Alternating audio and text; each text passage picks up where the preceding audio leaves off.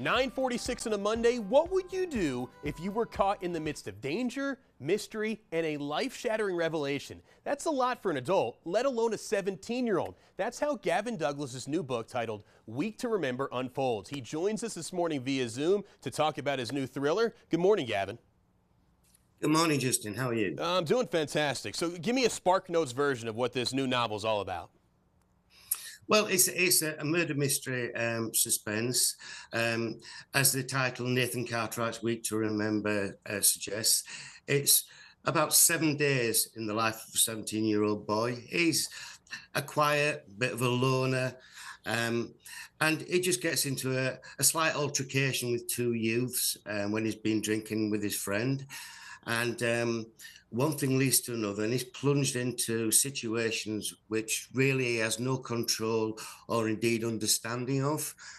And these situations just escalate. So what becomes a minor altercation outside a pub in England ends up being an international incident. During that 7 days, he finds out an awful lot about himself, self-realization. He meets some accomplices on the way who he never knew about, and also some very nasty people on the way. And I think what really sets this apart from other novels is the fact that just when you think you're getting to know the character and you're thinking, well, yeah, I know what I'd do in his or her position. You turn the page and there's a revelation that you just don't see coming. So it keeps you gripped. It's a good story. And Gavin, congrats. This is the first book you ever wrote. Hopefully it's the first of many. What was the process like? Was there anything harder than you thought? What'd you learn about yourself during the book-making process? Well, to be truthful, it started off just as a bucket list thing. I thought, yeah, why not try to write a novel?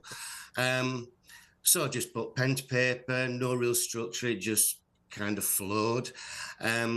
Obviously, then I thought, well, how do I make this happen? You know, a thought from your head going into an actual something you could hold up, you know, an actual book.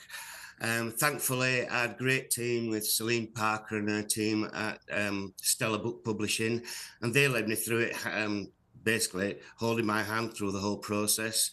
It was good. It was fun. You have a favorite chapter in A Week to Remember? Any scene kind of come to mind? Yeah, there was. I like the backstory. There's a girl called Lucy in it, and she's got a very, very interesting backstory that goes back a long way. And I really enjoyed that writing that chapter. She's best way I can describe Lucy is sounds like an oxymoron, but frighteningly beautiful. All right, where can people buy a copy of A Week to Remember? It's available on Amazon or all good bookstores, or just go to the website, philipgdjones.com, and all the details are on there. Are you ready to write your second book? You checked a lot of boxes on your first one. You ready to write your second one, Gavin? Yeah, you're the first to hear this, but yeah, I've just started writing the sequel. I'm just on chapter 2.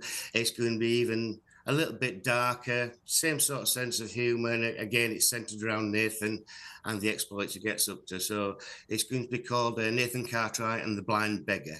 All right, breaking news here on Loving Living Local. A sequel is coming out to A Week to Remember. Congratulations, continued success. We look forward to buying both copies of your books. Thanks, Gavin. Thank you so much for having me on. Thank you. Again, the book is available on the website on the bottom of your screen. It's also on Amazon.